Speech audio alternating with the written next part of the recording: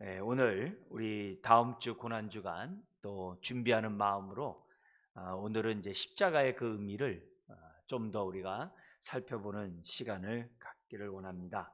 그래서 강의 안에도 있듯이 오늘은 히브리서 10장 1절에서 18절의 말씀을 통해서 정말 이 십자가의 능력이 얼마나 정말 우리들에게 엄청난 정말 사건인지를 우리가 좀 이렇게 더욱더 다시 한번 확인하는 이 시간이 되었으면 좋겠습니다.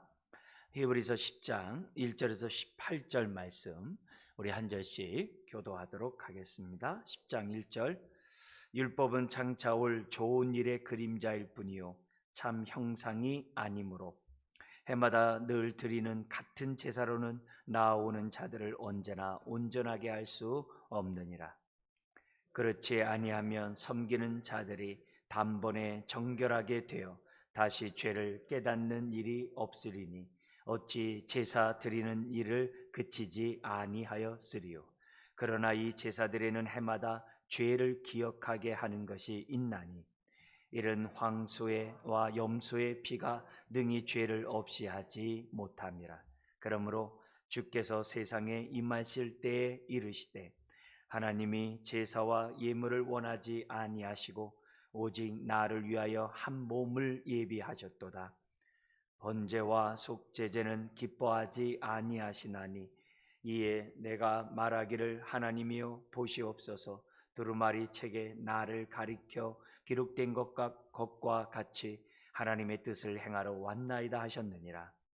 위에 말씀하시기를 주께서는 제사와 예물과 번제와 속죄제는 원하지도 아니하시고 기뻐하지도 아니하신다 하였고 이는 다 율법을 따라 드리는 것이라. 그 위에 말씀하시기를 보시옵소서 내가 하나님의 뜻을 행하러 왔나이다 하셨으니 그 첫째 것을 패하심은 둘째 것을 세우려 하심이라.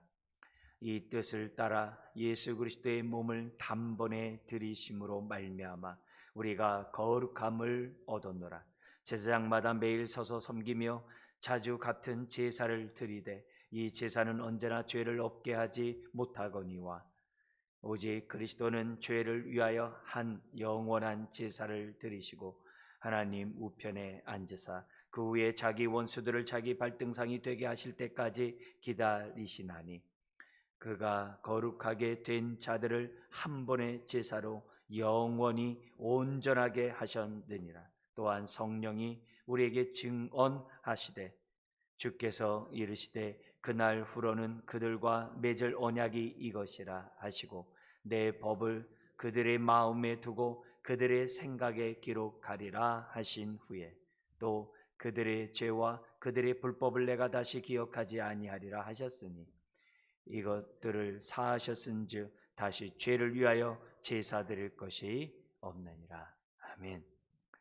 히브리서의 이제 전반부 교리 부분의 결론 부분이 10장 18절까지입니다. 그리고 그러므로 10장 19절부터 믿음과 사랑과 소망 가운데 우리들이 살아가야 된다. 그런 얘기가 이제 10장 19절서부터 13장까지 이제 기록되어 있는 것이 히브리서입니다. 그리고 요 10장 여기 18절까지 오늘 우리가 1절부터 18절 읽었습니다만 요 부분은 앞부분과 연관되어 있죠. 연관되어 있는 그런 본문입니다. 뭐냐면은 예수님의 십자가가 정말 그렇게 우리의 죄를 단번에 영원히 완전히 다 도말했는가? 이게 이제 굉장한 그 당시 제사를 늘 드리던 유대인들에게는 큰 이슈거든요. 날마다 정말 대속죄일 날 그러면 그런 희생 제물을 갖다가 속죄 제물을 안 드려도 되는가? 예수 그리스도를 믿으면 과거의 죄뿐만 아니라 믿기 전의 죄뿐만 아니라 현재의 죄 그리고 앞으로도 내가 범하는 그 모든 죄까지 다 사하시고 도말하신 거냐? 이게 이제 큰 화두가 아닐 수가 없지 않습니까? 이거 오늘날도 마찬가지겠죠. 이제 거기에 대해서 이 히브리서를 통해서 말씀하는 거죠. 주님의 십자가의 죽음은 단번에 영원히 완전히 우리 죄를 갖다가 도말한다. 그러면 어떻게 그 영혼이 완전히 이렇게 도말할 수 있느냐? 세 가지 특징이 있기 때문에 그렇다. 물론 이제 많이 있겠습니다만 히브리서에서는 딱 세 가지 강조점을 해요. 하나는 뭐냐면 제사의, 짐승의 제사가 아니라 예수님의 몸을 드렸다. 이 자체가 이제 이게 엄청난 차이가 되는 거죠. 왜 단번에 영혼이 완전히 효력이 있느냐? 벌써 제물이 차이가 있다. 짐승이 아니라 예수님 자신이 십자가에 죽으신 거다. 그리고 뭐냐면 제사를 드리는 대제사장이 차이가 있다. 구약의 대제사장은 자기의 죄를 위하여 먼저 속죄제를 드린 다음에 백성의 죄를 갖다가 죄를 속죄하는 제사를 드려야만 했거든요. 그리고 대제사장은 어떻게 돼요? 영원하지가 않잖아요. 왜? 죽으니까. 자기의 죄를 위해서도 할 뿐만이 아니라 시간이 어떻게 돼요? 영원히 사는 자가 아니라 죽게 돼 있거든요. 그럼 또 다른 뭐냐면 대제사장이 나와서 또 짐승의 제사를 드려야 돼요. 근데 예수님은 그게 아니다. 우리 예수님은 영원한 대제사장이다. 그러면서 이 예루살렘 성전에서의 대제사장은 사람이 손으로 지은 예루살렘 성전의 성소로 들어갔지만 예수님은 하늘의 성소에 그 하늘의 지성소, 하늘엔 지성소가 없어요. 이 땅에서나 지성소, 지극히 거룩한 장소, 성소와 그냥 성소가 있을 뿐이지 여기서나 구분하지 하늘 아래는 다 성소죠. 하나님 거기가 다 거룩한 장소죠.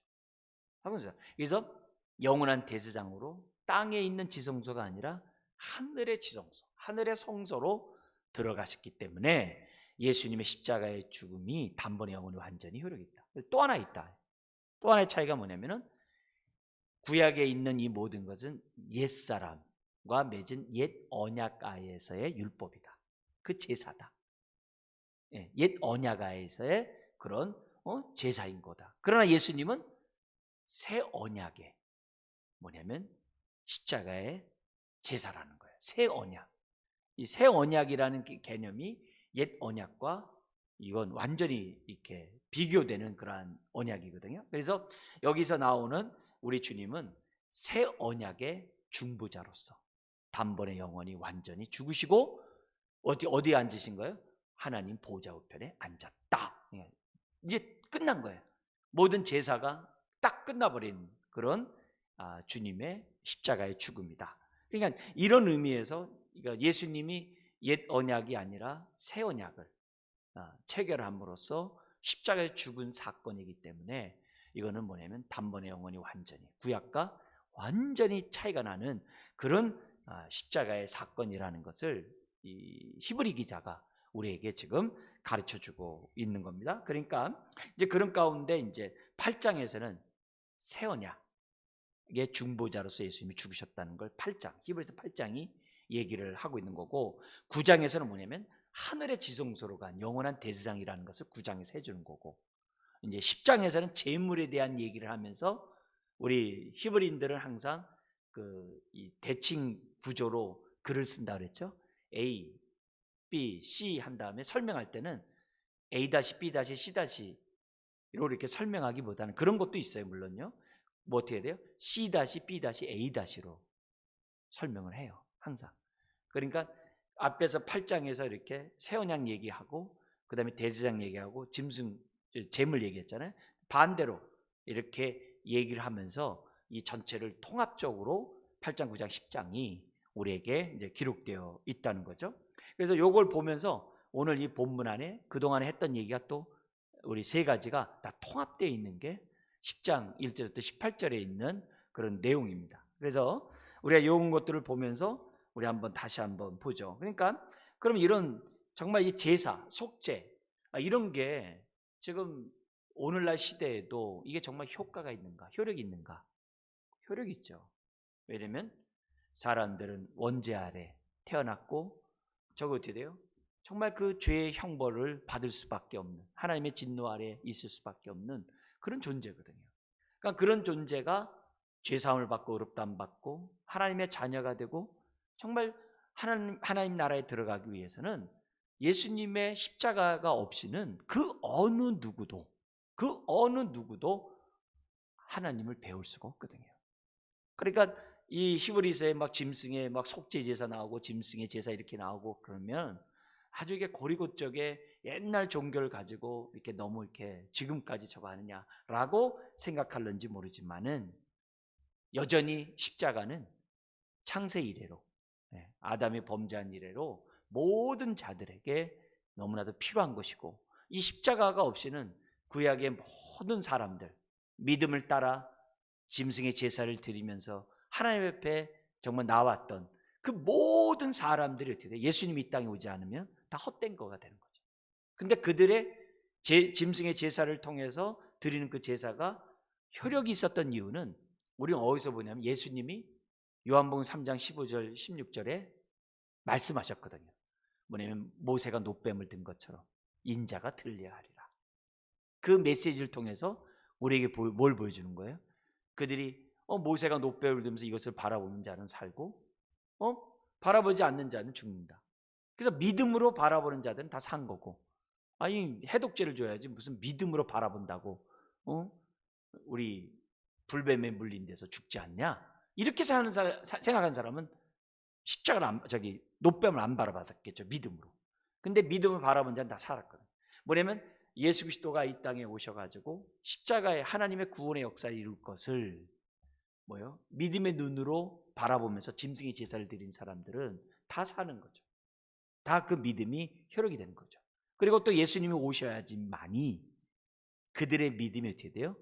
다 완성이 되는 거예요. 그게 제 얘기가 아니라 11장, 히브리서 11장에서 그 얘기를 또 하고 있는 거예요. 그래서 선진들의 믿음에 따라서, 그러나 증거는 보지 못했죠. 그러나 믿음 때문에 그들이 구원을 받는 거거든요. 근데 우리는 뭐예요? 십자가를 바라봤잖아요. 2000년 전에 오신 그 주님을 믿음의 눈으로 바라봤잖아요. 역사적 예수님에 대해서 우리는 알고 있잖아요. 그리고 그 피가 어떻게 돼요? 과거, 현재, 미래 모든 죄를 갖다가 도말하는 하나님의 뜻이고 능력이라는 거죠. 그러니까 예수님 당시에서 뭐예요? 과거가 뭐예요? 구약에 있는 모든 믿음의 사람들이 되겠죠. 그리고 현재는 뭐예요? 그 당시 있는 사람들이겠죠. 미래는 뭐예요? 저와 여러분들이 포함된 앞으로의 모든 세계는 다 미래잖아요. 그죠? 역사적으로 볼 때, 개인적으로만이 아니라. 그래서 주님의 십자가, 우리는 과거, 현재, 미래지만 예수님 당시의 시간으로 보면 우리는 다 미래에 속한 사람이죠. 미래에 속한 사람이죠. 그렇지만 그 미래에 속한 그 모든 죄까지도 주님이 다 해서, 중요한 건 뭐예요? 믿음. 구약의 성도가 믿음으로 짐승의 제사를 드렸던 것처럼 오늘 우리는 뭐예요? 믿음으로 예수님의 십자가에, 그것도 대속, 우리의 죄를 위하여 자신의 피를 대신 지불했다는 그 대속의 그 은혜를 믿음의 눈으로 바라보면, 불뱀에 걸린 자들이 바라봄으로, 믿음을 바라보고 놋뱀을 바라봄으로 치유를 받고 구원받았듯이 오늘도 우리가 어떻게 돼요? 동일한 십자가의 그 은혜가 저와 여러분들에게 임하는 거죠. 마치 우리가 소켓에 그 좀 뭐죠? 전기 코드를 꽂으면 불이 탁 들어와서 하는 것처럼 믿음으로 딱 우리가 접선을 하면은 그 능력이 우리들에게 나타납니다. 그래서 사람들은 2000년 전에 그리라고 하고 2000년 전에 십자가라고 해서 이렇게 소홀히 여기고 무시하고 막 이렇게 합니다만, 여기 히브리서에 나와 있는 그 내용이 오늘날도 똑같아요. 오늘날도 사람들의 모습이 그 당시 2000년 전의 모습이나 그 훨씬 전에 4000년 전의 그런 모습이나 다 똑같습니다. 그래서 예를 든다면은 히브리서에 나오는 이 중심 단어들이 뭐냐면 희생이라는 단어가 나오거든요. 속죄제사와 연관돼서 희생이라는 단어가 나옵니다만, 그 단어가 오늘날에도 얼마나 유용해요. 뭐 일본에서 우리 어떤 청년이 대신 이렇게 일본 사람 구원하고 살리고 자기가 죽은 해가지고 의인 해가지고 막 기념을 하잖아요. 그래서 그런 희생을 막 일본에서도 하고 있고, 우리나라에서도 어떻게 돼요? 나라를 위하여 희생한 사람들, 어떤 사람들을 위해서 희생한 사람들을 갖다가 의인으로 정말 이렇게 존경을 우리가 표하고 있지 않습니까? 그런 희생이라는 이 단어가 오늘날에도 이 히브리서는 희생이라는 단어가 굉장히 중요하게 나오거든요. 여전히 이렇게 표현되고 있다고요. 그리고 우리가 이제 대선 이런 것 때문에 막 지금 뭐 미신이 어떠냐 해가지고 또 미신하는 사람들은 또 막 자기네들 막 성명서 발표하고 막 그런 일이 많이 있었잖아요. 우리가 볼 때 뭐라고 막 그럽니다만, 사람들 마음속에 어떻게 돼요? 종교에 대한 그런 생각도 갖고 있고, 신을 찾고자 하는 그런 마음도 다 있고, 누군가 중매해주는 영적 중매자가 있기를 원하는 사람들이 우리가 사는 시대에 많거든요. 우리나라는요, 불교나 기독교 국가도 아니에요.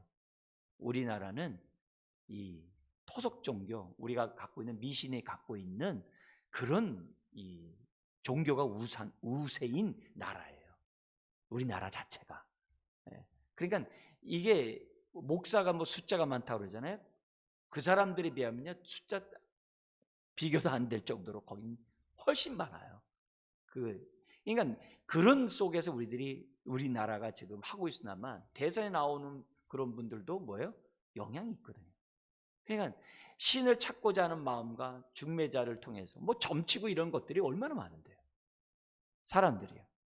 그런 모습들은 마음속에 있고 왜 그러냐? 로마서 1장 19절 이하에 보면은 하나님을 알만한 지식을 모든 사람이 다 줬다는 거예요. 그래서 원시인이라고 해가지고 종교가 없는 게 아니에요. 어디나 다 종교가 있고 신을 찾고자 하는 그런 모습들이 다 있거든요. 그게 다 똑같아요. 옷은 이렇게 우리 현대인을 입었지만 마음은 다 그렇단 말이에요. 이게 히브리서에 나와 있는 그 내용이 오늘날에도 동일해요. 지금 뭐 고상하게 신앙생활 한다고 하면서 그 뉴에이지 이런 운동들, 이런 뉴에이지 음악들이 지금 얼마나 지금 지배하고 있습니까? 지금 우리 전 세계적으로. 그런 사람들이 다 뭐야? 그 신에 대한 얘기거든요, 다. 그들. 그러니까 이런 것들이 무슨 철진하게 그런 얘기가 아니라 우리는 하나님이 우리에게 구원의 어떤 길을 우리에게 제시했는지를 정말 우리는 분명히 알고 십자가를 통해서 하나님이 모든 문제를 해결하고자 뜻하셨고 때가 되면 예수님을 통해서 십자가의 죽음을 정말 우리들에게 허락하시고 우리를 위하여 정말 죽게 하시고 우리를 갖다 이렇게 오늘 우리가 구원에 받는 하나님의 자녀가 된 이 사실은 이게 하나님 뜻이거든요. 그러니까 우리가 그 뜻에 따라서 올바로 우리가 예수님을 통해서만이 십자가를 통해서만이 하나님 앞에 나아가는 그게 아버지 뜻이니까 하나님 뜻이니까 그 뜻대로 저와 여러분들이 오늘 우리가 살아야 되는 거죠. 그뿐만이 아니에요. 여기 보면 언약, 유언 이런 얘기들이 많이 나와요. 옛 언약, 새 언약 이렇게 언약. 이런 언약이란 단어도 오늘 우리나라들이 살아가는 데 있어서 우리 지금 현대인이 뭐예요? 우리가 다 신용사회라고 그러잖아요. 신뢰하는 이런 얘기 하잖아요. 이게 다 뭐예요? 약속과 연관되어 있는 거거든요. 오늘날에는 막 조건에 따라서 막 계약이 파괴되고 막 이렇게 막 오늘의 뭐 동지가 내일의 적이 되고 막 이런 것들이 있겠습니다만 성경 뭐예요? 신실하신 하나님, 변함이 없으신 하나님. 이 약속의 말씀이 오늘도 변개하지 않고 여전히 효력 있는 그 말씀. 그러니까 이런 진리의 말씀이 때마다 바뀌어 보세요. 구원받는 방식이. 그러면 얼마나 우리가 힘들겠어요. 근데 그게 아니라 그냥 다 똑같은. 그러니까 우리들이 지금 일상생활에서 많이 벌어지는 일들이 사실 뭐예요? 오늘 우리들 지금 우리만이 아니라 세상 사람들이 지금 제가 얘기했던 얘기들에 다 비슷한 모습들을 갖고 있어요. 다 갖고 있어요. 그러니까 이런 속에서 우리는 어떻게 돼요? 우리 하나님께서 예수 그리스도 통하여 우리에게 계시하신 그 방법을 우리들이 잘 우리가 깨닫고 받아들이고 우리가 십자가를 통해서만이 우리가 정말 하나님 앞에 가고 그걸 통해서만이 우리가 세상을 보고자 하는 우리들이 정말 안목이 있다고 한다면 우리들의 하루하루의 삶이 얼마나 자유하고 하나님의 축복 가운데 살아갈 수 있냐 이거죠. 그런 가운데 이 히브리서에 나와 있는 여러 속죄라든지 희생이라든지 이런 것들이 오늘날에 살아가는 사람들에게 전혀 무관한 단어들이 아니에요. 너무나도 밀접한 단어들이에요. 중요한 거는 예나 지금이나 십자를 통하지 않으면 안 된다는 거죠. 그래서 히브리서 1장에서부터 13장까지 전체 내용이 속죄, 우리의 죄를 위하여 예수님이 대신 십자가에 죽으셨다. 피 흘려 죽으셨다. 피 흘림이 없은즉 사함이 없다. 왜? 죄에는 형벌이 있어야 되거든요. 정죄하면은 반드시 어떻게 돼요? 형벌이 있어야 되거든요. 근데 우리 주님이 대신 형벌을 받으신 거예요. 그래서 피 흘림이 없음즉 사함이 없다는 그 엄연한 그 진리가 구약에서는 짐승의 피를 흘린 거고 신약에서는 예수님이 물과 피를 갖다 다 쏟으신 거 아니에요. 이 모습, 이거는 너무나도 이 주제는 정말 절대적으로 중요한 거예요. 그러니까 1점 13장이 완전히 십자가로 정말 이렇게 기록되어 있는 것이 바로 히브리서다. 제일 앞에 여러분 강의 안에 지금 여러 말씀 규절을 했습니다만 1장 3절 우리 한번 읽어볼까요? 아들이 오신 것은 죄를 정결케 하기 위해서이다. 이거죠, 핵심이죠. 아들이 왜 왔냐? 우리 죄를 정결케 하기 위해서 오셨다. 이렇게 딱 여러 가지 모습 속에 나오는 거죠. 그리고 우리 4장 14절 16절 한번 읽어볼까요? 예수님은 때를 따라 우리를 돕기 위해 긍휼과 은혜를 베푸실 수 있는 대제사장이시다. 영원한 대제사장이에요. 자신의 몸이 제물이 되어서 영원한 제사장이 우리들에게 되셨다. 그리고 6장 19절 20절에 보면은 예수님 우리 앞서가사 휘장 안에 들어가셨다. 지성소 안에 들어갔다는 얘기예요. 그런 표현을 쓰고 있죠. 7장에서는 멜기세덱의 반차를 주신 영원한 제사장을 얘기하고 있고, 8장에서는 새 언약 제사장이고, 9장 12절 같이 읽어볼까요? 죄로부터 정결함을 이루셨으며 자기 피를 들여 사람들의 양심을 씻어주셨다. 짐승은 사람들의 양심을 씻지 못해가지고 늘 죄책감에 시달려요. 이 죄책감에서 벗어나지 못해가지고 사람들 드대요 전전긍긍해요. 근데 예수님의 보혈의 피는 한순간에 죄뿐만이 아니라 죄책감까지 없애줘요. 죄책감까지만이 아니라 로마서 6장에서 뭐예요? 죄의 권능, 권세, 죄의 유혹으로부터도 우리를 자유케 해요. 그게 십자가예요. 그러니까 이게 벌써 짐승에서 드리는 제사와 신약에서 주님의 십자가는 이건 비교할 수 없는 그런 얘기라는 것을 우리에게 보여줘요. 그리고 10장 12절에 우리 오늘 읽었던 얘기입니다만 죄를 위하여 한 영원한 제사를 드린 분으로 지금 뭐예요? 하늘 보좌 우편에 앉아 계셔 다스려요. 보좌 우편에 계셨다는 얘기는 끝났다. 제사는 끝났다 이게. 대속의 제사는 끝났다. 더 이상 없다 그거예요. 네. 그러니까 보좌 우편에 앉은 거죠.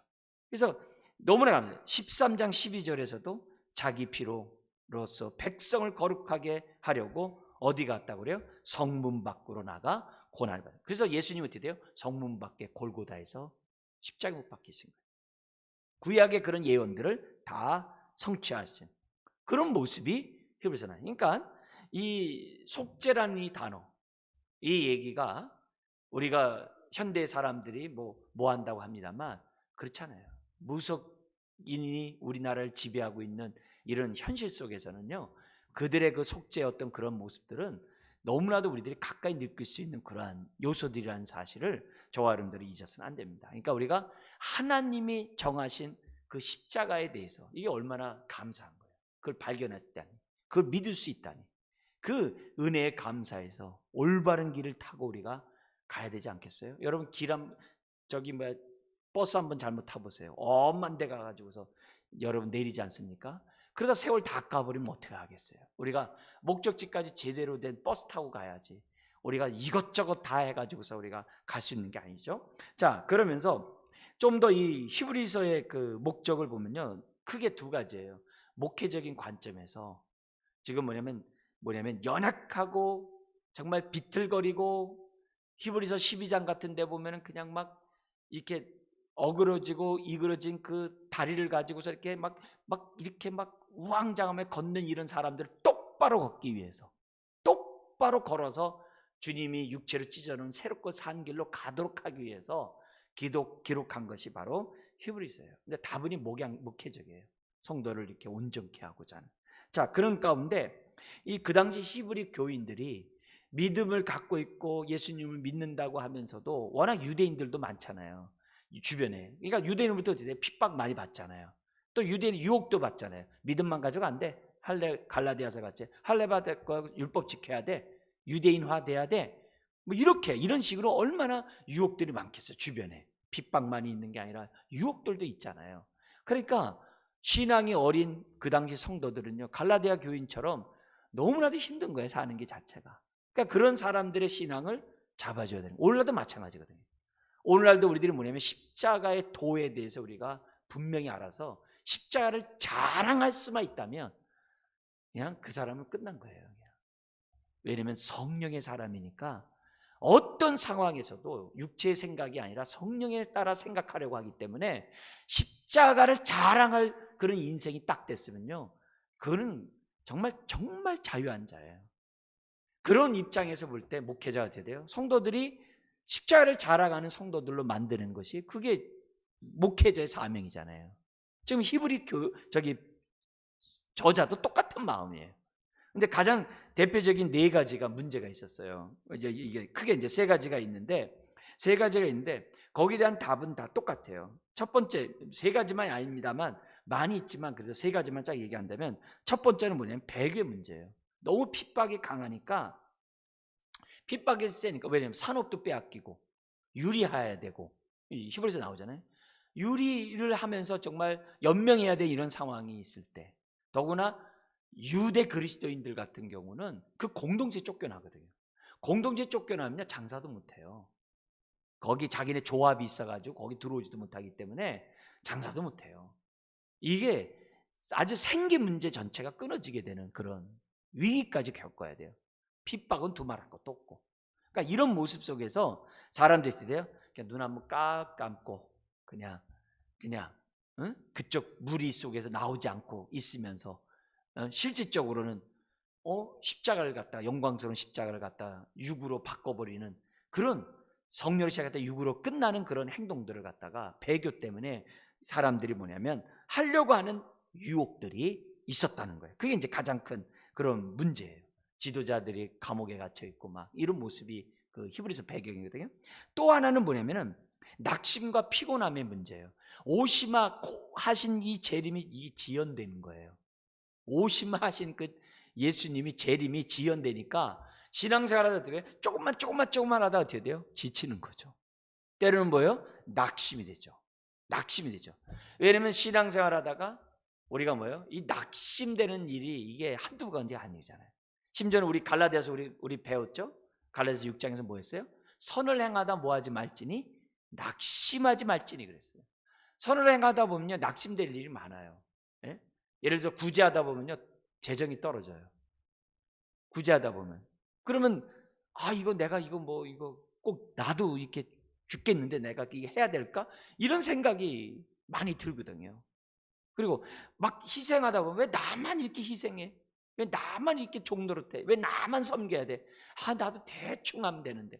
이런 모습들이 우리를 갖다 얼마나 힘들게 하는지 몰라요. 그래서 신앙생활 하다 보면 더구나 재림하실 주님이 막 지연되니까 사람들이 어떻게 돼요? 낙심하는 일들이 막 이렇게 정말 그런 모습이 심지어는 뭐예요? 피곤한 모습. 이게 히브리서 12장에 나오거든요. 너무나도 그 피곤한, 영적으로 피곤한 그런 모습들이 나와 있는 것을 보게 됩니다. 그러니까 이 10장 24절 25절 같은 데 보면 모이기를 힘쓰지 않고, 요즘같이 이렇게 코로나 해가지고 비대면 하다 보니까 우리 대면 예배한다는데 이게 이제 다 옷 추려 입고 나오고 뭐 이렇게 나온다는 게 이게 벌써 2년 넘도록 했기 때문에 이것 엄청난 앞으로 일생 영적 전쟁이에요. 남자들은요 군대 2년 갔다 오잖아요. 몸에요 총기가 몸에 익어요. 평생 가요. 평생 몸에 2년 동안 이렇게 이 신앙 이 습관이 이게 평생 가는 신앙 습관이 될 수 있거든요. 이게 정말 쉬운 부분이 아닙니다. 그러니까 영적 전쟁을 앞으로 얼마나 더 힘들게 해야 될는지 모르겠습니다.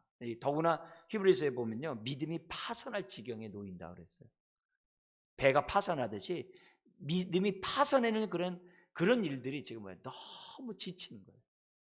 너무 낙심되는 거예요. 이런 일들이 많이 있는 것이 막 믿음은 바라본 것들의 실상에 보지 못하는 증거다. 이 말 왜 하는 거예요? 안 바라보고 자꾸 좌절하니까. 믿음의 주여, 믿음 온전케 하는 주님을 바라보고 따라가자. 믿음의 경주를 다 하자. 왜 그래요? 경주를 안 하니까. 믿음의 주도 안 보고 경주를 안 하니까 지금 뭐예요? 자꾸 동요하는 거예요. 그러니까 우리 신앙이 지치지 않도록 해야 돼요. 피곤하지 않도록 해야 돼요. 낙심하지 않도록 해야 돼요. 이게 굉장히 중요한 부분이에요. 세 번째는 뭐냐면 내 안에 있는 양심의 가책의 문제들을 해결해야 돼요. 특히 죄책감의 문제. 죄책감의 문제를 우리가 해결하지 못하면 신앙생활이 즐겁지가 않아요. 인내하고 믿음으로 사랑을 나타내라고 갈라디아서 얘기하잖아요. 5장이에요. 그렇게 못해요. 그래서 우리 안에 있는 이 죄책감의 이 문제를 갖다가 빨리 주님 안에서 십자가 안에서 빨리 해결해야 돼요. 이렇게 살았어야 했었을 텐데 그렇게 할 걸, 이런 모습으로 그렇게 하는 게 아니라 우리가 어떻게 돼요? 항상 정말 우리가 뭐예요? 분한 마음은 분한 마음대로 내려놓고, 또 뭐예요? 내가 정말 뭐에 대한 정말 낙심함으로 막 우울한 감정들은 또 우울한 감정대로 빨리 십자가에 못 박아 버리고, 이 두 가지 양극단 막 이렇게 막 분노 있잖아요. 막 때문에 이렇게 되는 막 분노. 이것도 십자가 못 박아야 되지만 또 뭐예요?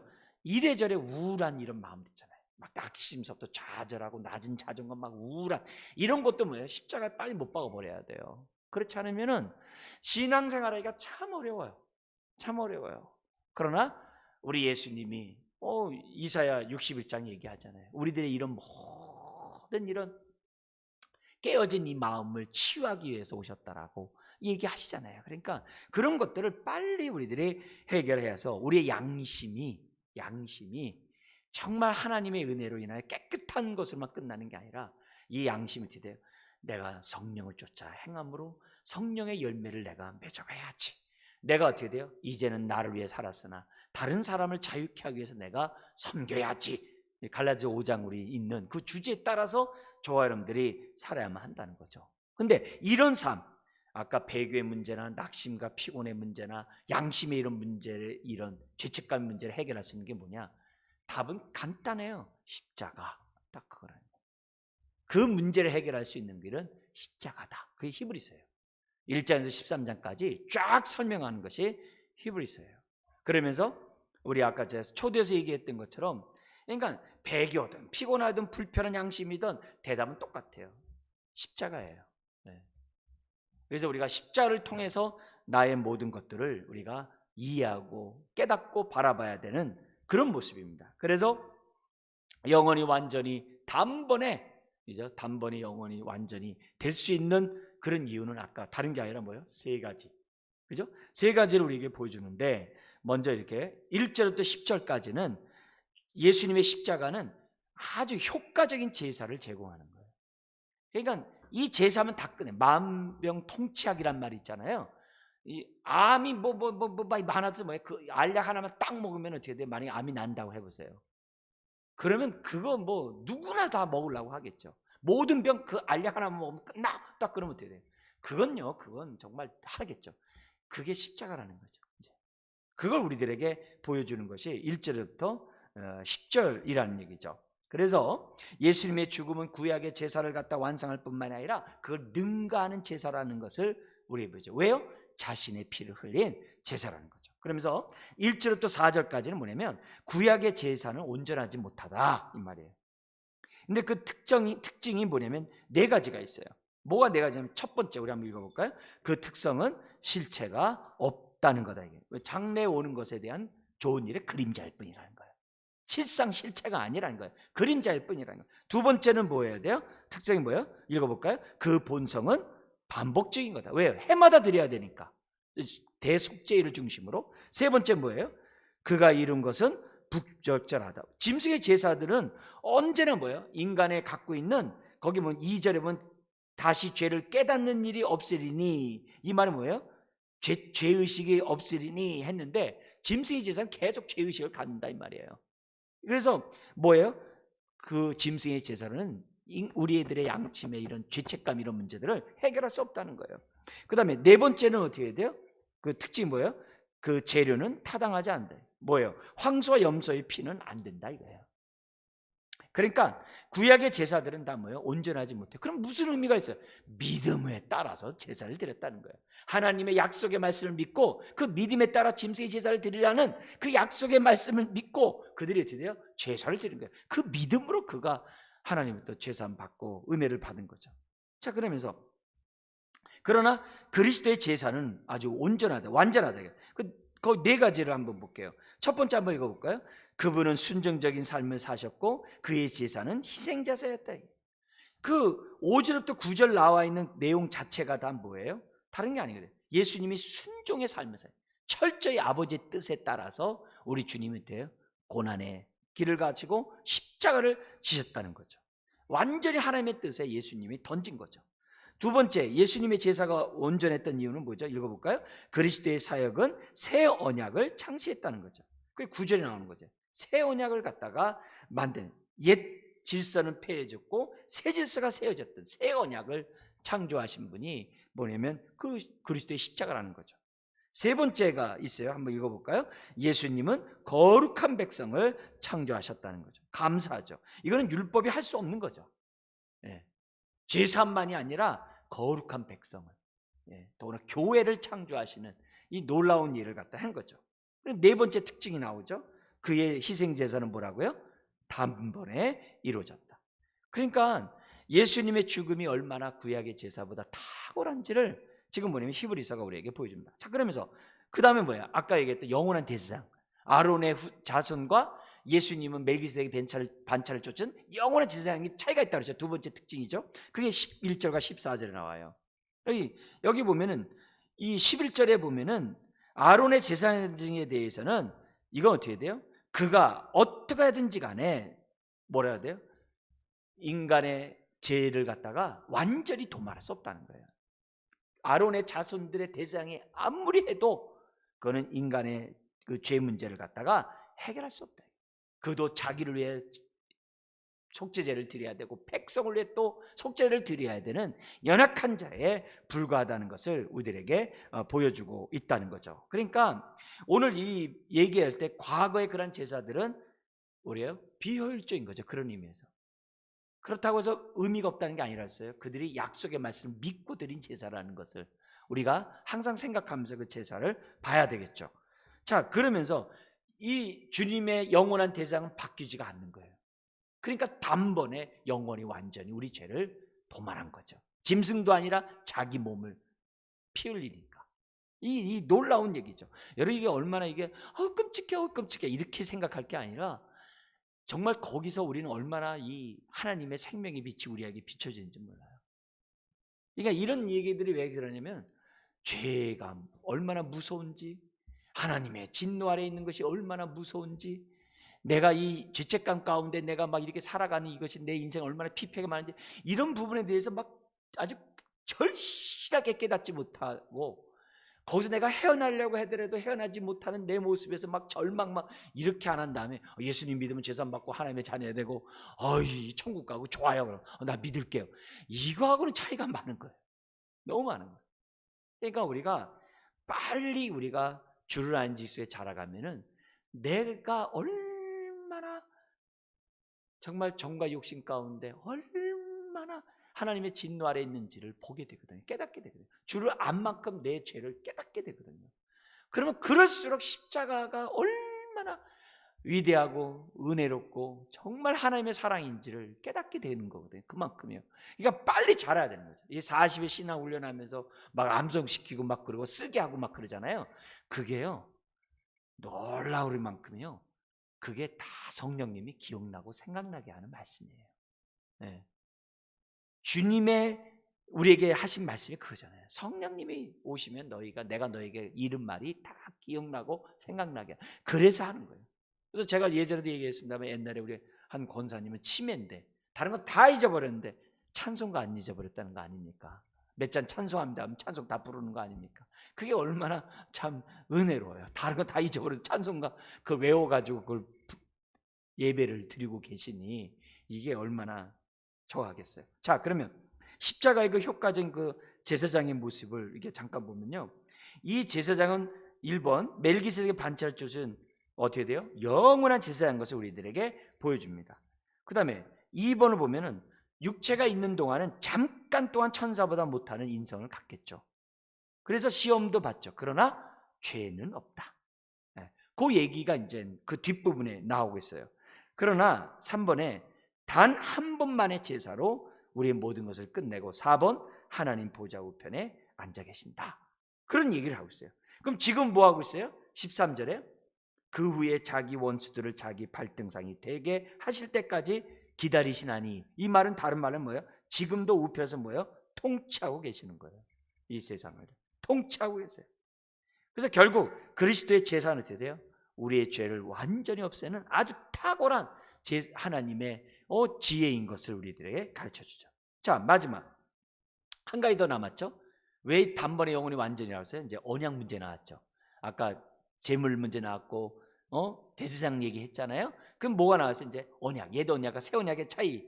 새 언약이기 때문에 그런 얘기를 지금 하는 거예요. 그게 15절 18절이에요 언약의 초점을 맞추는데 이게 이미 8장에 나왔던 얘기를 갖다가 여기서 다시금 강조를 하고 있습니다.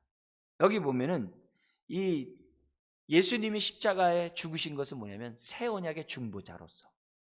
그럼 새 언약의 중보자가 되면 어떻게 돼요? 새 언약 백성들 모아가지고 누구랑 접붙이는 거예요? 우리 하나님과 접붙이는 거죠. 우리를 하나님의 자녀가 되고 백성이 되어서 어떻게 돼요? 하나님의 접붙이게 하는 그 역할을 우리 주님이 행하셨다는 거죠. 근데 새 언약의 특징이 뭐였죠? 8장에서는요. 율법은 돌비에 새겼지만 새 언약을 어디 새긴다고요? 마음 신비에 새긴다고 그러잖아요. 그럼 왜 마음 신비에 새겨요? 마음으로부터 하나님을 사랑하고 마음으로부터 자원해서 하나님의 말씀에 순종하도록 하기 위해서. 마음으로부터. 돌비는 바깥에서부터 지시에 의해서 내가 혼나지 않기 위해서 내가 이 율법 지켜야지. 왜냐하면 운전하면서 교통법규를 지켜요. 왜요? 닦지 않으려고. 우리가 운전법규를 지킨다면 우리들이 그런 삶이었어요. 그런데 어느 순간 내가 어떻게 돼요? 내가 안전하게 법규를 지켜야 다른 사람이 어떻게 돼요? 위험에서 또 보호를 받을 수 있잖아요. 내가 함으로써 다른 사람이 운전하는데 방해를 준다든지 위험을 갖다가 가는 그런 행동을 안 할 수 있잖아요. 그래서 어떻게 돼요? 딱지 끊기 않기 위해서 내가 운전을 조심하는 게 아니라 내가 어떻게 돼요? 나의 뿐만 아니라 다른 사람의 생명을 보존하기 위해서 내가 안전운전을 하잖아요. 그잖아요. 그러니까 그런 게 중요한 거죠. 그러니까 우리가 뭐냐면 그 마음이 어떻게 돼요? 더불어 내 마음에서 나오도록 하는 게 새 언약이에요. 그래서 성령이 우리 안에 들어오신 거예요. 그래서 그리스도인들이 세상에서 말하는 그 도덕군자와 그들보다 어떻게 돼요? 탁월해야 돼요. 어떤 면에서요? 자원함에서, 기쁨을 하는 데 있어서, 섬기는 데 있어서 탁월해야 돼요. 탁월해야 돼요. 그게 우리들이 정말 이게 소망인 거죠. 그게 갈라디아서 5장 6장이죠. 그런 삶을 우리들이 이 땅에서 우리가 살아야 돼요. 그러니까 갈라디아서 6장에서 그러잖아요. 모든 이에게 선을 행하라 했잖아요. 근데 특히 믿음의 가정들에게 하라 그랬잖아요. 믿음의 가정만이 아니라 모든 가정이 하는데 특히 믿음의 가정에 하라 그랬거든요. 우리가 왜 해외 입양을 불신자의 아이들을 왜 입양해 왜 했겠어요? 그 말씀이 있어서 그런 거예요. 모든 자들에게 선을 행함으로. 아니 교회에서 해외 입양을 해가지고 나를 갖다가 이 어려운 학교를 다 다니게 하고 나를 해? 그게 얼마나 감사한 그런 일이겠어요. 근데 그런 일들이 다 뭐예요? 무슨 규칙에 의해서 법에 의해서 하는 게 아니라 자원함으로. 그게 새 언약 백성의 특징이에요. 그게 생명의 성령의 법 아래 살아가는 사람들의 특징이에요. 그게 갈라디아서 5장 6장의 삶이에요. 그리스도의 법을 성취하라는 거예요.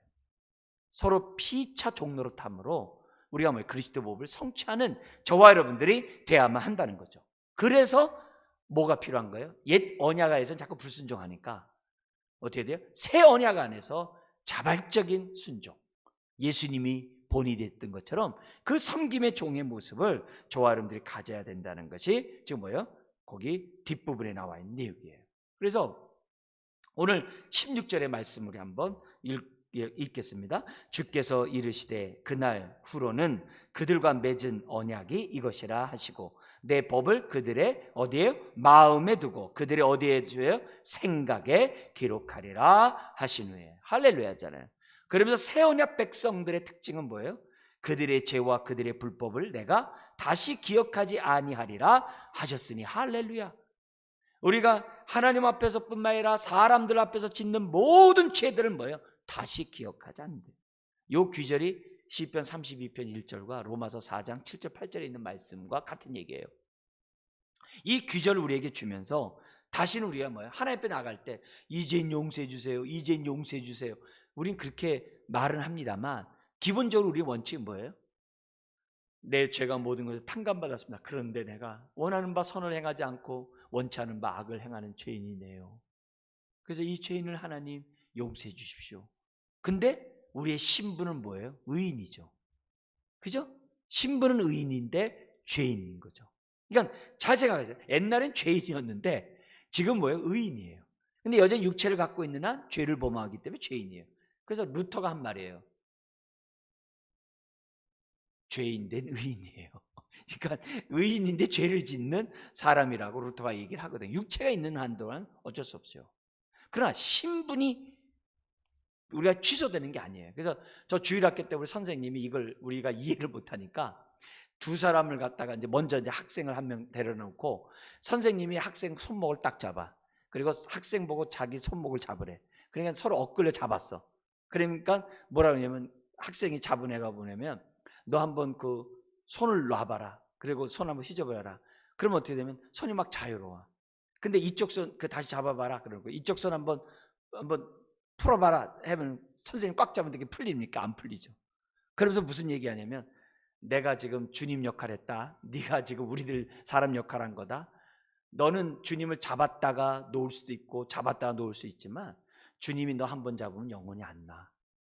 그게 이제 주일학교 때 선생님이 해줬던 거 기억이 나거든요. 그러니까 그게 우리들에게 필요한 거죠. 우리가 예수 그리스도를 믿고 난 다음에 우리 신분은 변함이 없거든요. 그러나 내가 어떻게 돼요? 주님을 내가 잡았다가 놓고 잡았다가 놓으면서 내가 하거든요.